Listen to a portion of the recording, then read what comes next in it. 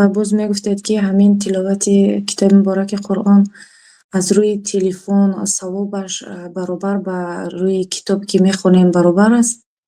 بله برابر است. پیشتر مردم در پوست می نویستند، در زمانهای پیامبر صلی الله علیه و آله در پوست می نویستند یا در درخت می نویستند، در تختچه ها، من حالی هم در بعضی کشورها هست، در داسکه تخته می نویسید، مثلا حفظ میکنید، یا در کاغذ، یا در امروز اکرانی، یعنی تلفن یا کامپیوتر یا تلویزیون، همش هیچ گپ نداره، همش وسیله هست.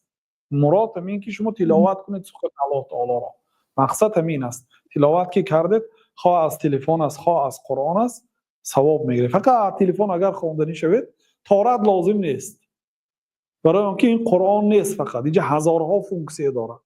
اما مصحف اون 100% قرآن است، اونو باید طهارت کنی در نزد 4 مذهب: امام ابو حنیفه، امام مالک، امام شافعی، امام احمد رحمت الله علیه. همشون اتفاق کردن که قبیدن قرآن بدون طهارت حرام است.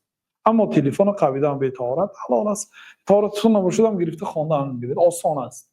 در مترو، در اتوبوس، در خانه، در هر جایی که باشید، می برنامه قرآن باید شخص مسلمان در همین تلفنش از همه بالاش باید قرآن باشد. قرآن رو میمونید که خواندید، این که بعد حاجت خانه درایدم تلفن کتی اجازت هست. بسیار سوال میدهن، یک بار همین سوالای جواب گم. فقط دیگه قرآن کشاده نمیدراید.